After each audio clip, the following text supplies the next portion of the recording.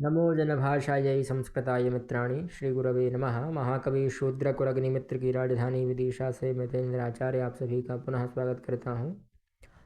आज हम जानेंगे एतत् किम अथवा तत् किम।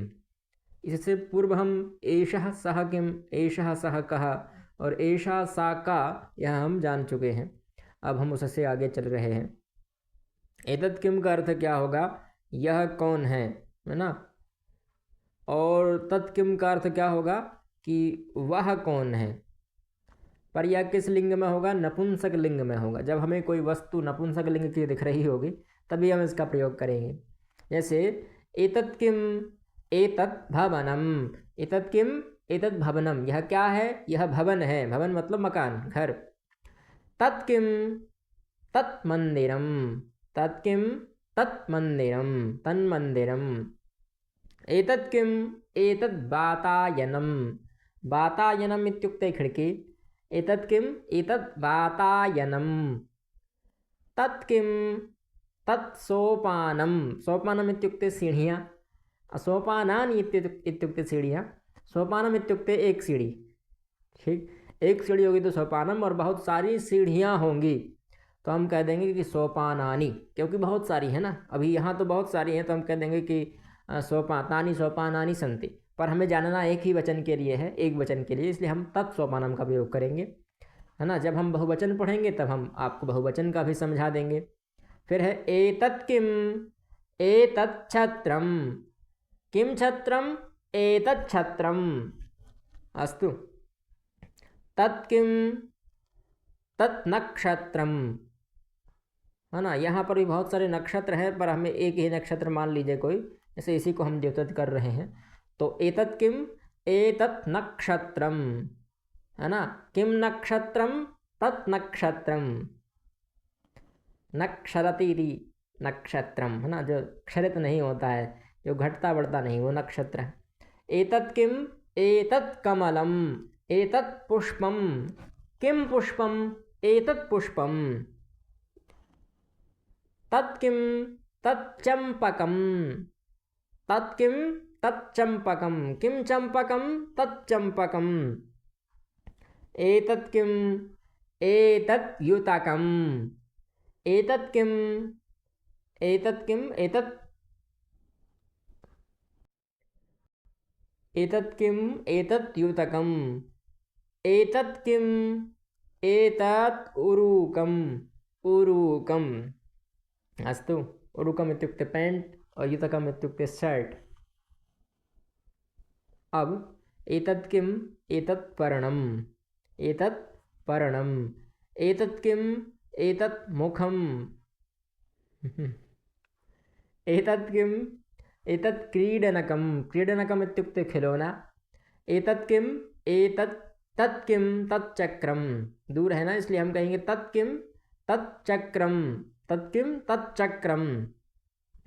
फिर यह समीप है इसलिए हम कहेंगे एतत्, तो एतत् किम एतत् उदरम, उदरम इत्युक्ते पेट, है ना, अथवा जो नाभि के आसपास का भाग है ना, वो उदरम। फिर तत् किम तत् हृदयम, तत् किम तत् हृदयम। एतत् किम समीपस्य कृते एतत् किम एतत् पनसम, पनसम इत्युक्ते कटहल, जिसको हम लौकिक भाषा में कहते हैं। अब आपके यहाँ क्या कहते होंगे वो हमें नहीं पता, पर इसको कटहल ही कहते हैं। रामचरितमानस में भी इसका उदाहरण मिलता है ना, पनस रसाल समा, ऐसा कुछ एक छंद है। तुलसीदास जी ने वहाँ बताया, राम जी बताते हैं कि इस जगत में 3 प्रकार के लोग होते हैं, तो वहाँ उन्होंने पनस का उदाहरण दिया है। पनस में केवल फल ही होते हैं, फूल नहीं होते हैं। फिर है आलूकम, आलूकम मतलब आलू। तत् किम तत् आलूकम। तत् एतत् किम एतत् आम्रम, तत् किम तत् दाडिमम, तत् किम तत् दाडिमम। तत् किम तत् कदलीफलम, दूरस्य कृते तत्, तत् किम तत् कदलीफलम। एतत् किम समीपस्य कृते एतत् किम एतत् लशुनम, लशुनम इत्युक्ते लहसुन। फिर एतत् किम एतत् व्यजनम, व्यजनम इत्युक्ते पंखा, वैसे ये सामान्य भाषा में हमारे यहाँ इसको बोलते हैं बीजना, है ना। बीजना शब्द कहाँ है, व्यजन का ही अपभ्रंश बना है बीजना, है ना। देखिए संस्कृत से ही लौकिक भाषाएं भी उत्पन्न हुई, लौकिक बोली। हमारी बुंदेलखंडी में तो उसको बीजना ही बोलते हैं।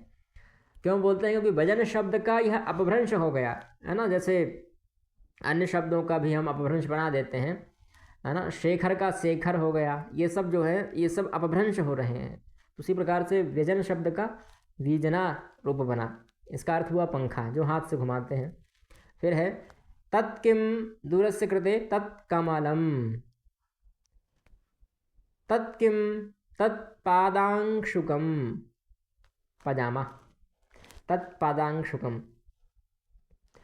और फिर है एतत् किम एतत् करांशुकम, करांशुकम इत्युक्ते कुर्ता।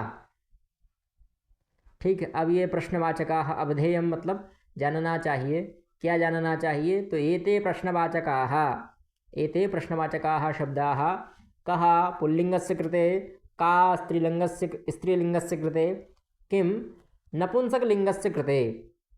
यदा कोऽपि पुल्लिङ्गः अस्ति, पुल्लिङ्गवाची व्यक्तिः अस्ति, तर्हि कः इति प्रयोक्तव्यं। यदि स्त्री अस्ति तर्हि का इति प्रयोक्तव्यं।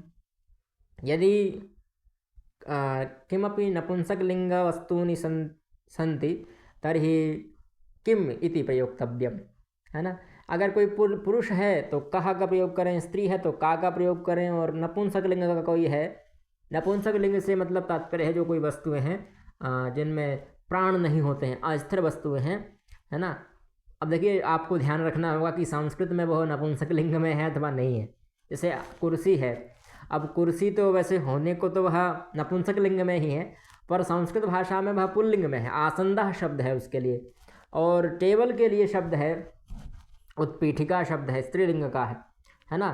तो ये दोनों क्या हो गए, एक पुल्लिंग का एक स्त्रीलिंग का, अब आप इनको प्रयोग कर ही नहीं सकते हैं, है ना। तो इसलिए ध्यान रखना होगा कौन पुल्लिंग का है कौन स्त्रीलिंग का है, तभी प्रयोग हो पाएगा। ठीक, तो ये प्रश्नवाचक है, इनको ध्यान रखिएगा।